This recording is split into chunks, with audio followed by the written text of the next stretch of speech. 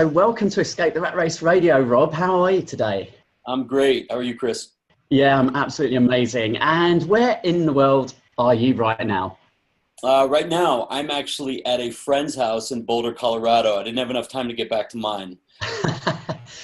And are you born and raised out there?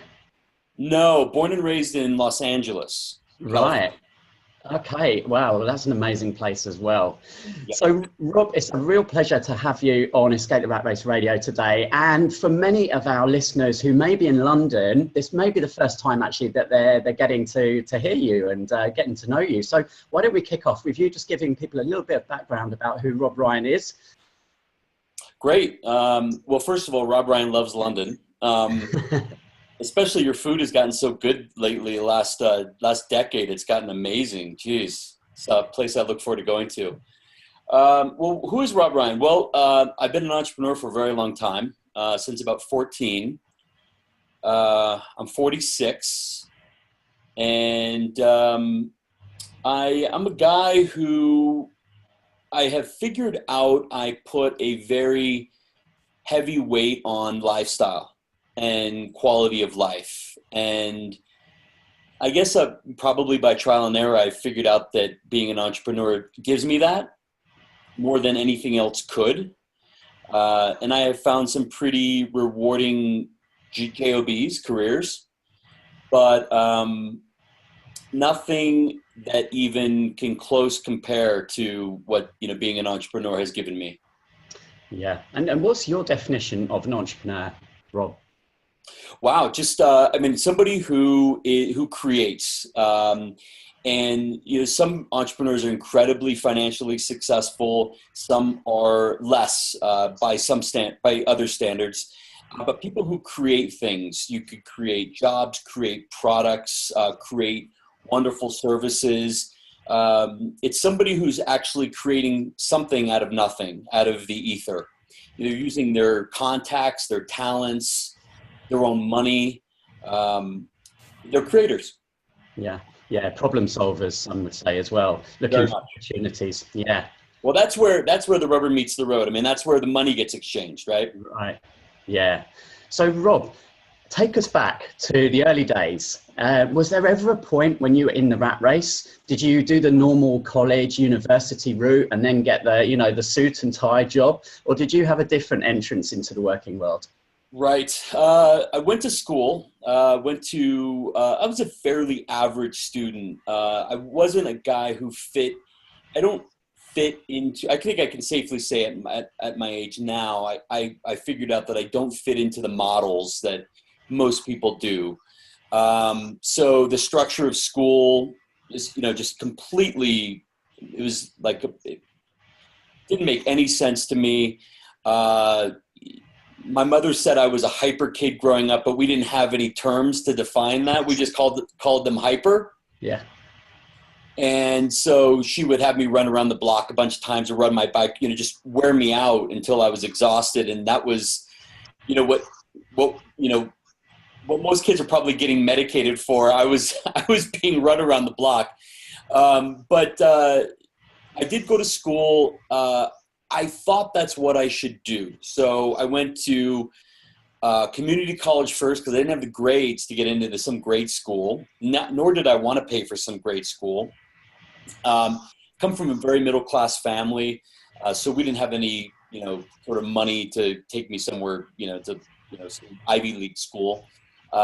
And I finally, I went into school and made it to San Diego State, and I quit my junior year because I was just making too much money. I thought, what am I doing this for? Who am I doing this for? Who am I trying to impress? And I got a really clear picture that once I did get the degree, I wasn't going to care about it. I was probably going to throw it away. So I thought, I'm just going to leave this whole thing. And I just did. I stopped. I just quit cold turkey. Yeah. And so what were some of your early money-making ways then, which kind of triggered this entrepreneurial spirit in you, do you feel? Yeah. So, I talk about this in the course that I'll tell you about, but it's started out as window cleaning. And something easy I could do at 14 with very limited skill set and limited money. It doesn't take that much to invest in a squeegee and a mop and a bucket, right? A little bit of soap. And then pretty quick thereafter, a few years after that, I started actually painting windows. So I started dirtying the windows by painting them. And I don't know if you've done this in the UK, but here in the States, we have fast food restaurants that have a bunch of advertisements on the window. Mm-hmm. So they're advertising. We have Taco Bell, so 29-cent tacos and that sort of thing. That we painted those on the windows. Right. So those were my first two businesses. Really low barrier to entry, low cost, low skill set. Those were the reasons I started those right away. Right. And at that time, was the internet bubbling? Were there things going on? Were you aware of the internet? No, you're probably better at math than I am, but we're what, 2017, I'm 46. So, I've been about 18 years in online advertising and marketing. Gosh, I was 14 when I started my window cleaning. So you guys can all do the math. Yeah. Way before the internet. And I was actually in a job working. At the time, I thought I wanted to start a vitamin company for baby boomers. I was reading this trend about how the silver tsunami was coming. Mm-hmm. So all the baby boomers from, post-war here in the States were aging, and there's going to be a huge need for, all kinds of care for them, as they get older. And I thought, well, they need a really great supplement, a really great vitamin. And so I went to actually mentor under a really major nutritional company and get into their sales department. And that was my last job that I had before I became an internet entrepreneur. Mm. So you would have really been there when the whole internet kind of broke, and those early days of people really just kind of figuring it out, I guess, and learning about building lists and then putting squeeze pages, landing pages before any social media had even launched. So we didn't even have squeeze pages. There was, well, that term was definitely not around, but really where everybody was focused on was creating newsletter lists and email marketing. That was the beginning of that. And we were keyword stuffing, and we were trying to trick the search engines. At the time, Google wasn't around. Smart algorithms weren't around. So really easy to trick Yahoo. And, you do what you could to get the traffic, and everybody was just figuring out their way. Yeah. Yeah. And so what was it that then led you down this route, which has now become, as you said, a 17-year career in internet marketing, to a point now where you're extremely successful and, you've got multiple products and services out there. So what was it that really hooked you? And was there a turning point or epiphany moment when you realized that, hey, this is definitely, where I want to stay and really master the internet? Yeah, I know that moment is crystal clear because I had been struggling for a year to make any money online. I started so I'm very passionate about dogs and animals, and I wanted to create this sort of like watchdog or whistleblowing newsletter that came from deep within me about the pet food industry and the wrongs that are happening and, how things are being mislabeled and such. And so I, spent about 6 months creating a newsletter called the Pet Consumer Report. Well, we have a big publication here in the States called Consumer Reports. And I remember, right after I spent all that energy and time creating that, I got a call from their head lawyer. And she said, you need to give us the domain and you need to cease and desist this, and I'll send you a letter if you need to, or you can do it the nice and easy way. So, I'm like, whatever, I'm 27, 28, and I'm going, okay, I don't need this trouble right at the beginning. And I'm still not making any money. So I'm struggling to make money, but I firmly believed in where the internet was going.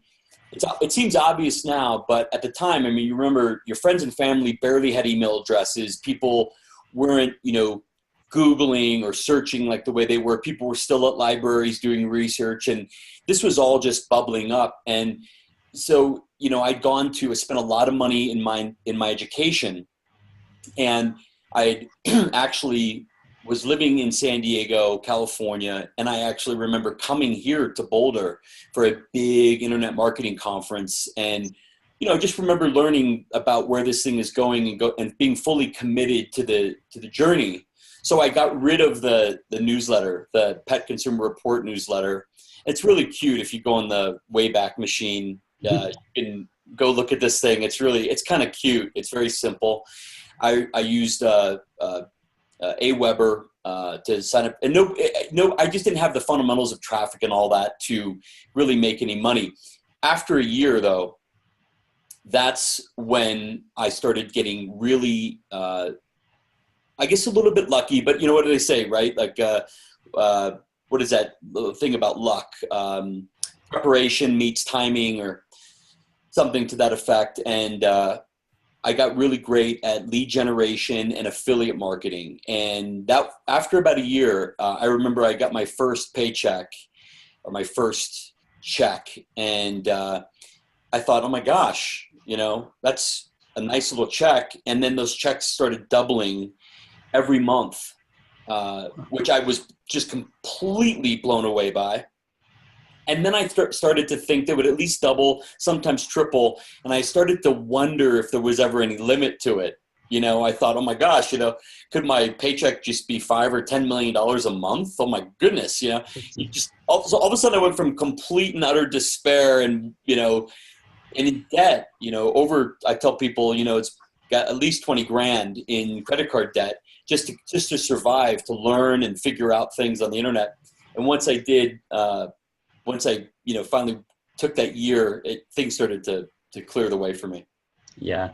And so obviously we touched on it already. There's been so many waves, in that, last 17 years or so of what's come and what's gone, and it's so sophisticated. Have you seen the speed at which the technology is now moving? With obviously everyone's talking about artificial intelligence and bots and things like this now, but are you seeing the speed increasing now, or has it always been that way with, wave of Google ads and then the wave of social media and the wave of Facebook ads?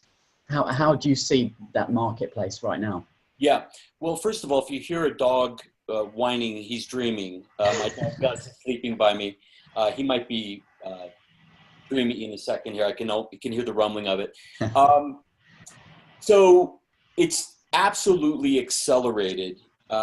It was very slow for, as far as I'm concerned, for, the first 10 years, but now it's crazy accelerated. I mean, it's great because now more than ever, while you can't do some of the things that we were doing to get, say cheap or free traffic, you're able now to put a little bit of sweat equity into something and bring traffic that way, whether that's a social media channel or Reddit or something else. But the tools also have gotten really, democratizing and really amazing. So instead of just having like, a few tools like Aweber to set up a newsletter, I mean, wow, you have, all of these very affordable phone solutions and, internet chat like Intercom and with just wonderful feature sets and very, very affordable. I mean, you can get into that without a ton of cost. I remember when it cost you a couple grand to set up a phone system, and just things were crazy expensive back then. Things are just super cheap now. So it's a more exciting time. There's more options. Yeah. That makes people crazy sometimes. So that makes people feel like it's more difficult. The reality is that it's not. It just feels, overwhelming because there are choices, so many choices. But if you pay attention to the right people, they'll tell you the right tools. Yeah, which is why I'm so excited to be able to speak to you and invite you to Escape the Rat Race, Rod, because of your experience, because you've worked with so many people and helped so many people, but also I'm sure have worked with so many mentors as well that have helped you. So maybe just if we touch on that, the role of having a mentor, the role of someone who's already tested and failed and can help you to not make those mistakes. Who would be some of the people that have helped you along that road? Oh my gosh, that is first of all, that's a huge question. But let me spend the time that we have on that topic on maybe how to go find the right mentors. Yeah. Because I think that's more valuable for the listener. I have been a firm since about 17. I went to my first. Are you familiar with Tony Robbins? Absolutely. So I went to my first firewalk at the age of 17. I knew that I was born into a family that didn't. They didn't teach me a lot about money or wealth or entrepreneurism. Super great family. Super supportive and loving, all the great foundational stuff, but I knew I had to learn that other stuff somewhere else. So I immersed myself in self-development, books, audio tapes. Back then it was audio tapes, and then seminars. So I did a lot of seminars. I could go into that. That's a whole other hour. I could go into all that. But what I figured out really quick from Tony was that modeling is a very important. He calls it modeling. Yeah. So going out and modeling behavior, people, success. And so that was number one. I learned that right away. And I bought that. I just completely bought it hook, line, and sinker. I didn't have any other reference for it or reason to believe in it, except I said, there's a guy that I trust. I'm going to do it. So I went and I started going out and finding mentors from my level on up. And then I went to a seminar with a guy named Marshall Thurber and learned about networking and the science of networking.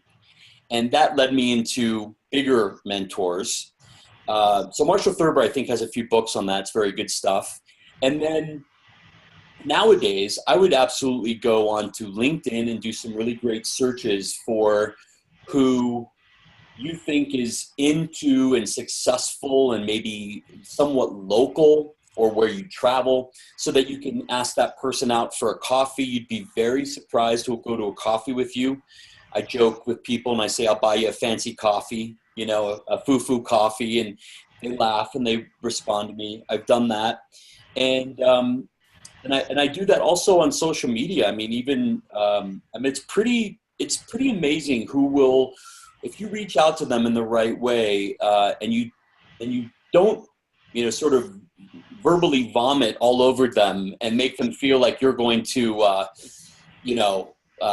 consume them for an hour.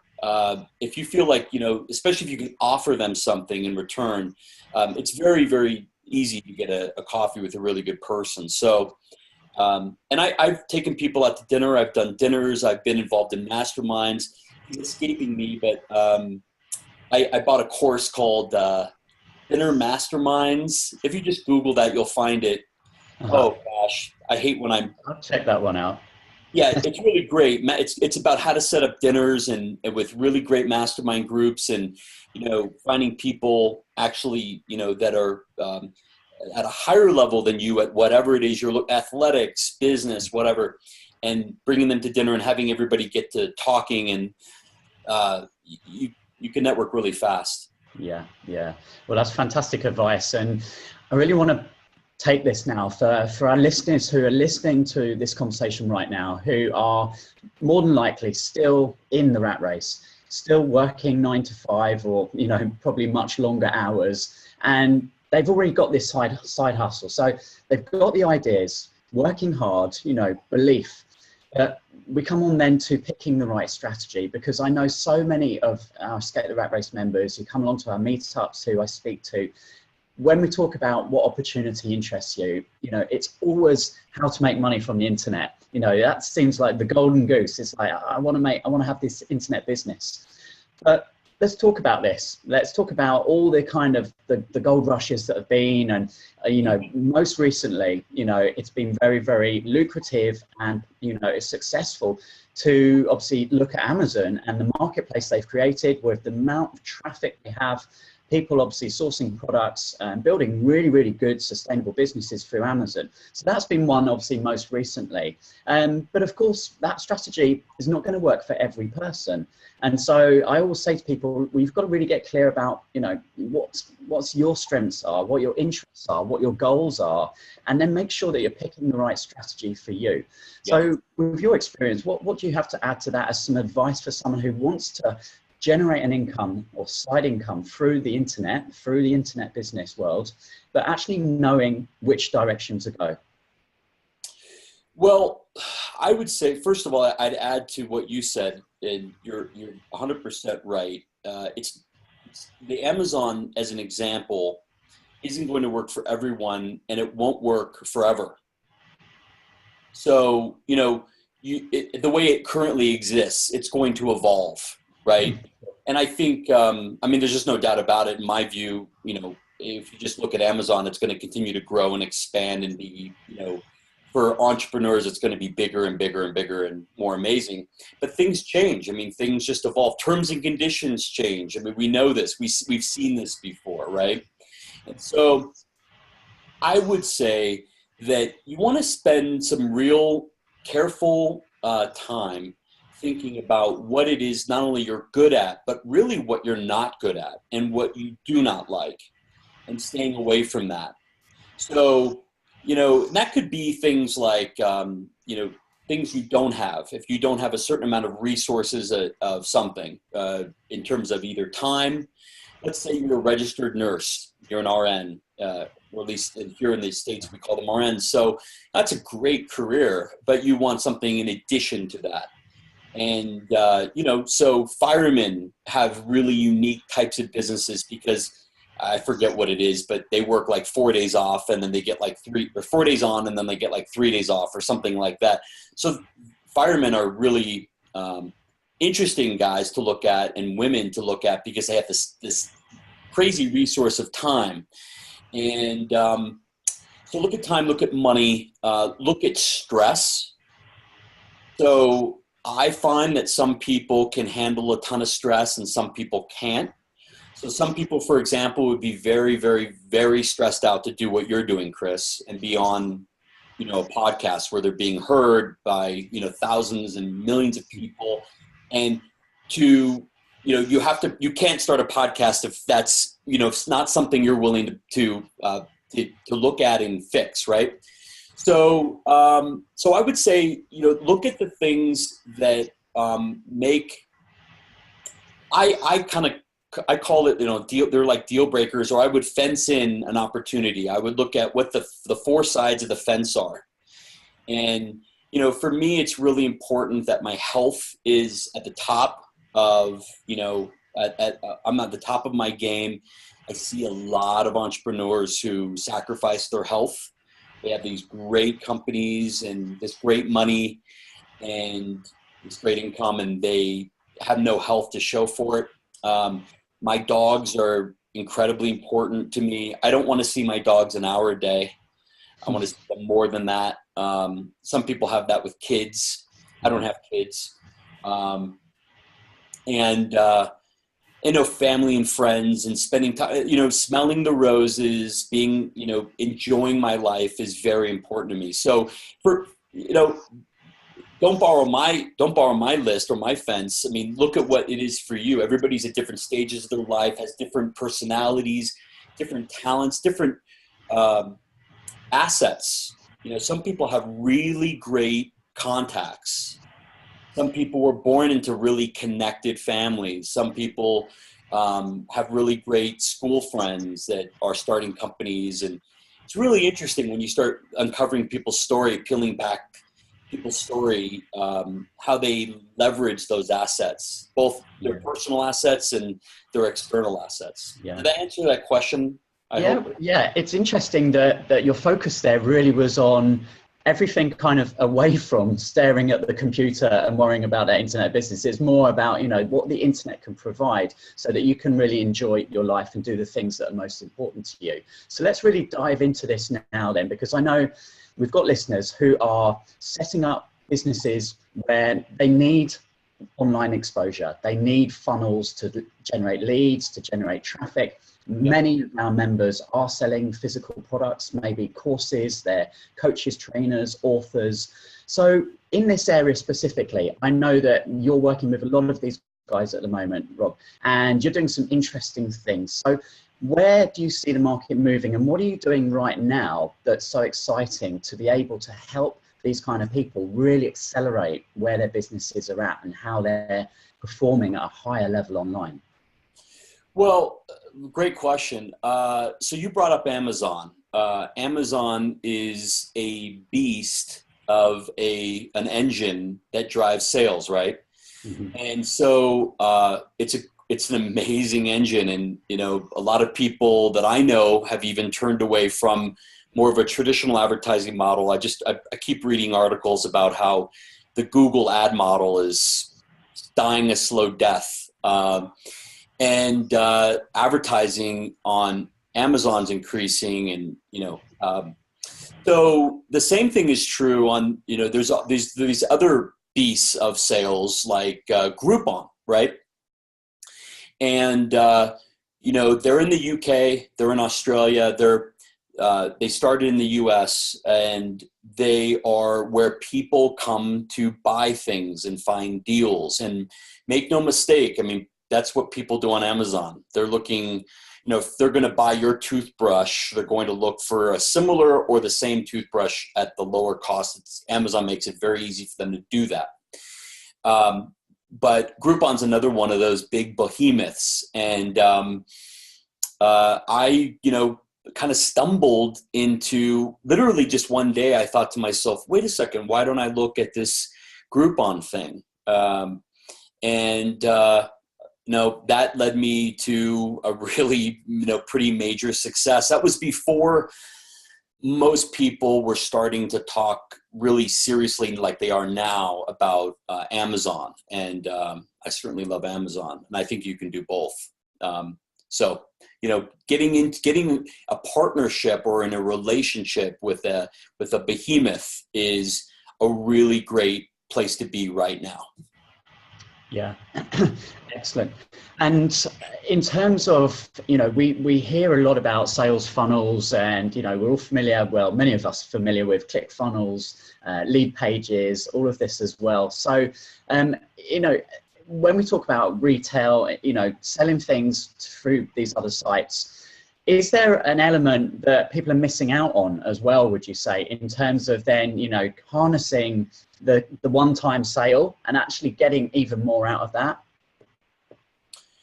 So the question is there something people are missing out on by just having a one-off sale? Yeah, one bite of the cherry through these other, you know, basically using these other platforms is fantastic because they've got the traffic, they've got the marketplace, but in terms of having the control over the customer, it's not your own site and it's not your own list. So is there a way to really harness that even more? Yeah, so this has been a problem for most people, a pain point for most people since the beginning that I can remember. Remarketing to people, you know, creating customer lists and people didn't do it at the, you know, back in the days when I got in at the beginning, and they're still not doing it well enough. And it's, I'll say this, that no matter if you're marketing through a Groupon or an Amazon, there are tools quite easily that you can use to capture that information. And people say, whoa, Amazon, you don't even touch the product. If you're fulfilling by Amazon, you're not touching the product. Well, if you have control over what's like an insert into your product, you can easily, like, you know, the old days, in my mind, it's like a Cracker Jack box, like the prize is in the box. You can also email surveys and there's tools that are available to you as an Amazon, fulfilled by Amazon seller, that you can actually email those customers and you can bring them back to you. There's ways to do that. This isn't difficult. For me, sales funnels is absolutely critical to, the key point here is to increase your average order value, or AOV, average order value of every single sale. So a sales funnel, for people who don't know it, is, something brings you a customer at the top of the funnel. In my case, I talk about how Groupon did that for me. And you put those people through a step-by-step process. That is the funnel.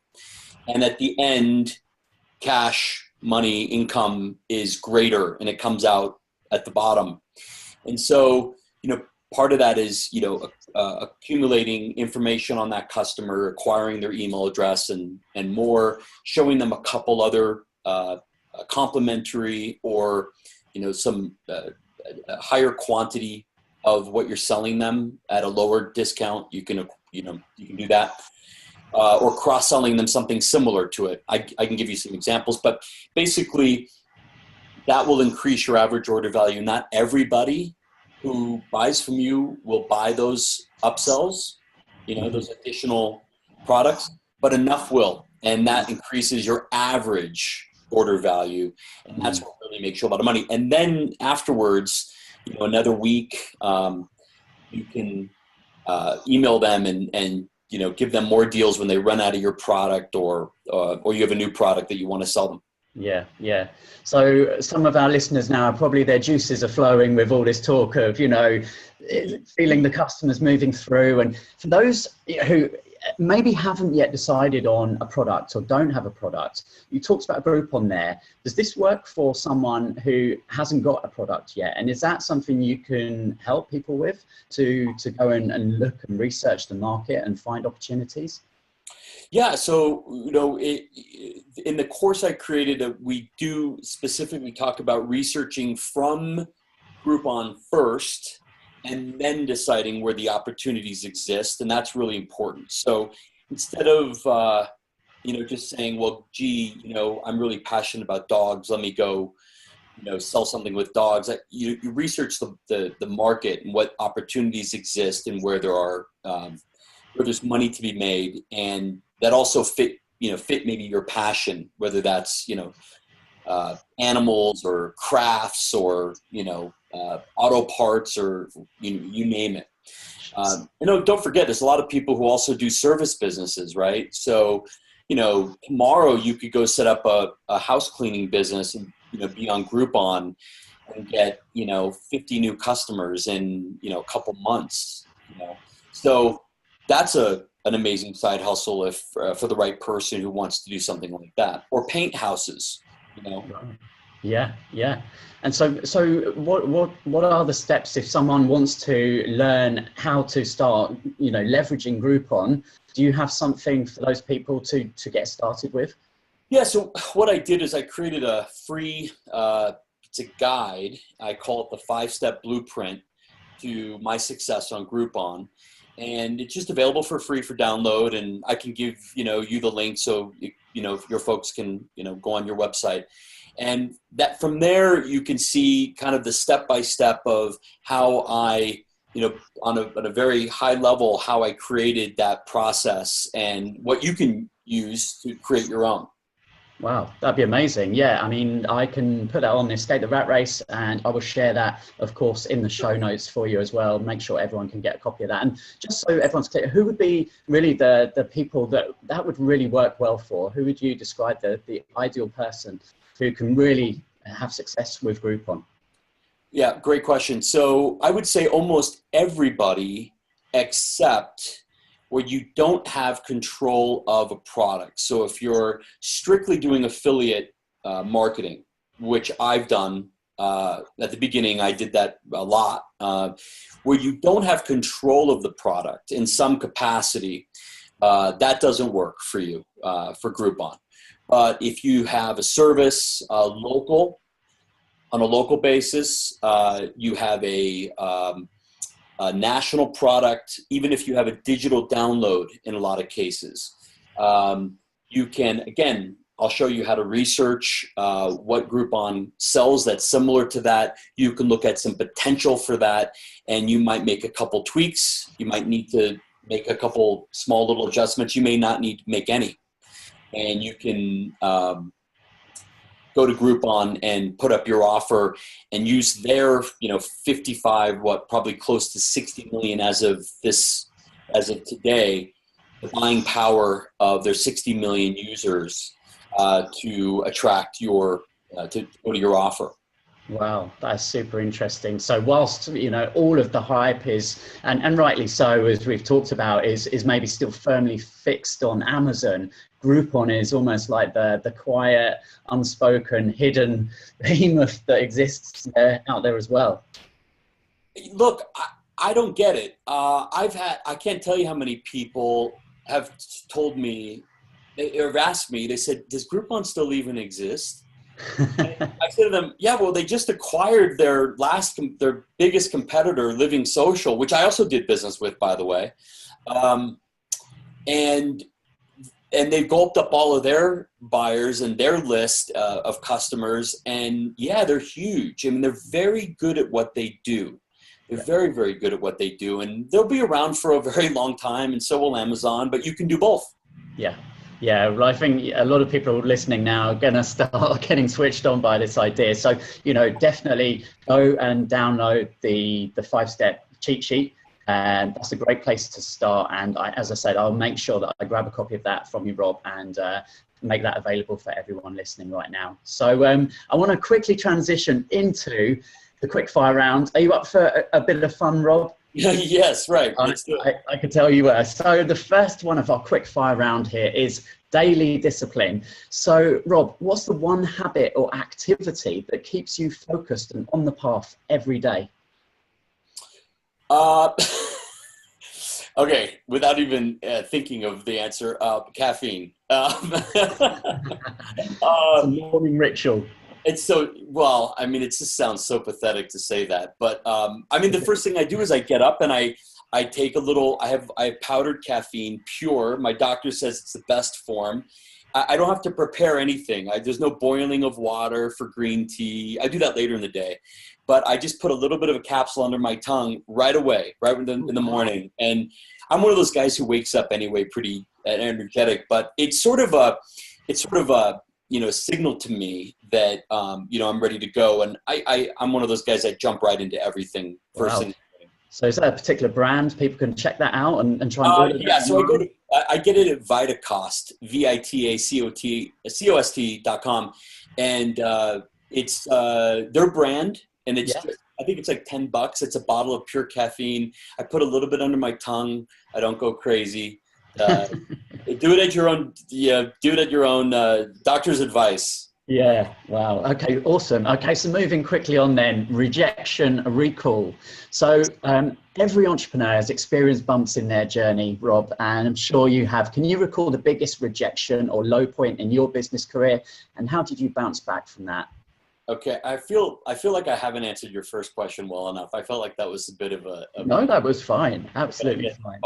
Because I have a lot of rituals in the morning. But so rejection, wow.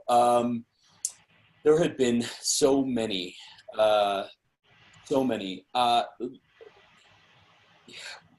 mean, I just experienced rejection last month. With a new product I wanted to kind of launch, and but a low point. Yeah, and how did you bounce back from that? Okay, so I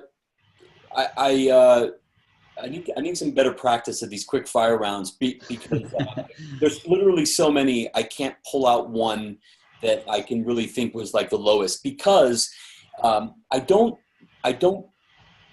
think of those things and keep them. I don't keep them to remember them. I'm very much.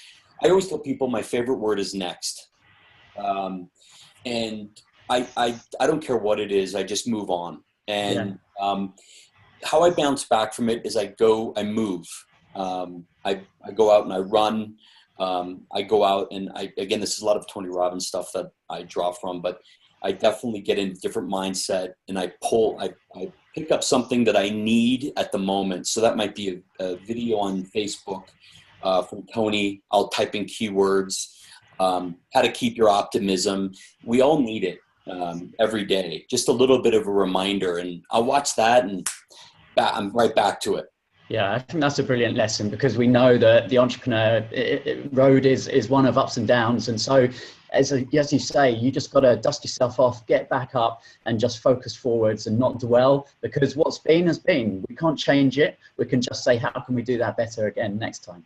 It's very lonely. It feels very isolated and lonely. It's not. It's an exclusive, kind of a club, and it comes with its drawbacks, and you need to push through. And again, I think the best word is next. It doesn't have a lot of emotional and a connection to the word, and you just move on. Yeah. Fantastic.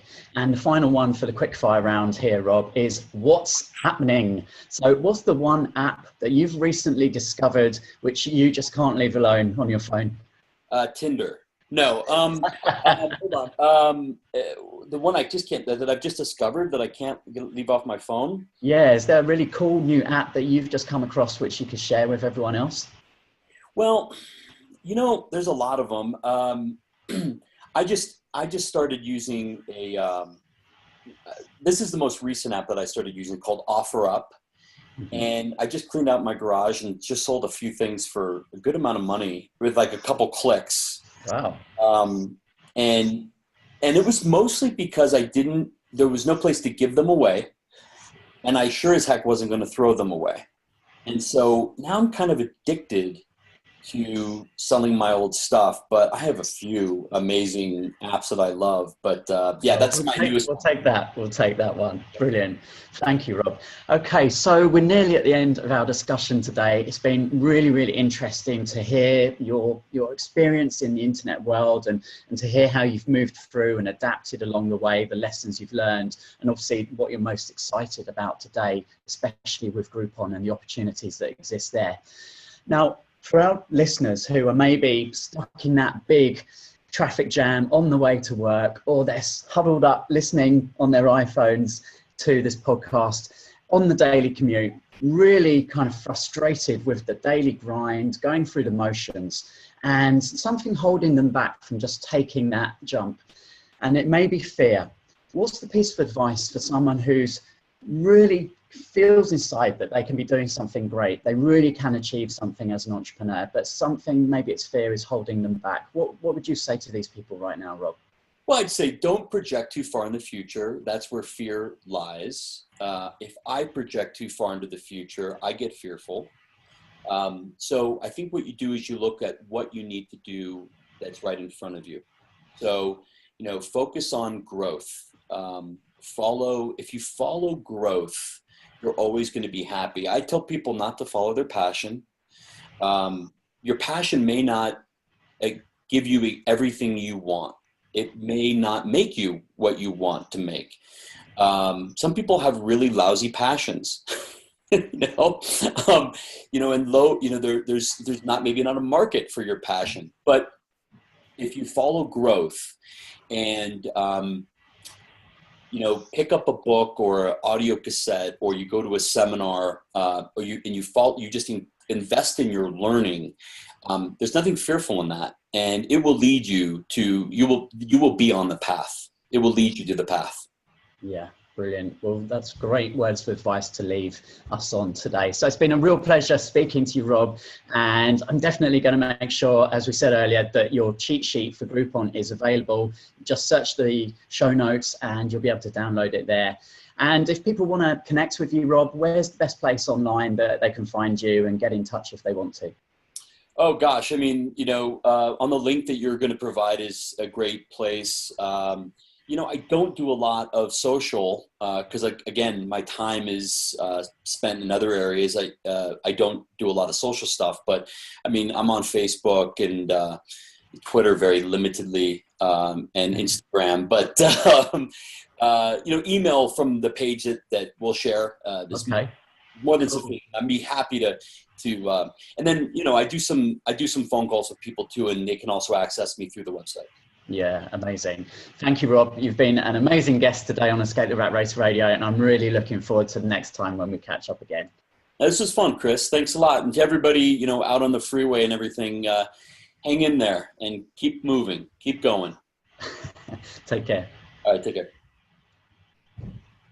Okay, that's that wrapped. Now, as the extra, as I emailed you earlier, I don't know, did you manage to have a think of 3 top tips for success? And this is going to be for our exclusive members. So this will be some additional content. So I'll ask you now. So, hey, I'm with Rob Ryan, and we've just finished our Escape the Rat Race podcast interview. Now, exclusive for our members, I always ask our guests for their 3 top tips. So for someone who is like the transition from employee to entrepreneur, maybe have got an idea kind of half up and running, maybe not. But what are your 3 top tips for success, Rob, that you really feel that these people need to follow? Well, what I would definitely say is don't over-invest, especially in terms of things like inventory, until you know that something is going to work. So practice incremental investment into something. Last thing I'd like to see somebody do who's trying to break in is have something where they're sitting with a garage full of product. So I wouldn't want to see that. And I think, with some of the things like Alibaba these days, there's some really good opportunities to be able to do that. So just, Rob, to question that, because as far as I'm aware, sometimes there's minimum order quantities, and these may be 1,000 units or something. Are you saying, obviously, if you're going to have to order that amount just to be super safe, or that you'd advise to do like the drop shipping option where it literally can be, someone orders and then a copy gets sent? Or is there a way to even joint venture on stock and minimize the risk that way? Yeah, the answer is yes, no, maybe. I would say, based on the situation and the research you've done, if you're really solid in it, and look, if we're talking 1,000, fidget spinners that cost 36 cents each, who cares, right? But if we're talking 1,000 air purifiers, or, that's a whole different beast, right? So, so I'd say that whatever the situation, it's very hard to speak in terms of everybody and everybody's situation, but go to incremental and sort of incremental investment if the budget is exceeding your, it's like gambling, right? Being an entrepreneur it can be very risky. So have a gambling budget that you would go to Vegas or the like, right? And have that set aside. And if you need to go above that, keep yourself reined in until you know that you've got a channel working for you, a sales channel and a sales funnel working for you. Just be cautious. Cool. So that was tip number 1. Tip number 2. Tip number 2, I would say, look at where things are going, not where they are. And things are moving so fast and needs are changing for people. And one of the examples I had just recently in my life, we were going to get into some skincare and a skincare line and hire a spokesperson and everything for it. And I just, I did enough research. I just felt like we just missed the boat on that. So we were going to take all this time and invest all this energy into creating a site and funnels and products. And by that time, maybe I'd have a year or 2 of it being really successful, so things are moving fast. So just be, at the beginning of something if you can. Cool. Excellent. And your final tip for success, Rob? Well, I really like, I'm a huge believer in something you just said, which is joint venturing. So I'm going to use that as the third. I would say that the one thing that we haven't talked about here, and that can apply for Groupon and Amazon and anybody, there are a lot of people who have really great businesses. They make great products or they have great services, and they want no part of marketing, none. They don't know it yet, but they're hurtling towards failure if they don't fix that, right? So you could essentially come on as a chief marketing officer and you can control that product in a relationship with them. And certainly you can do this contractually. But I don't care if it's the local house painting company here, and you say, I'm going to get you a bunch more business. Let's do a deal together. For every contract they get you, I get 15, 20% or whatever. And you could do that with a product maker and just come on and essentially be their independent contracting chief marketing officer. So I think that's creating a relationship with those folks, and you have zero risk except your time and your energy. I like that a lot. And that's how I started in the business. Yeah, no, I really like that as well, because there's kind of minimal risk, only your time that you're essentially investing into that. And even if you don't make any money on that, you've learned.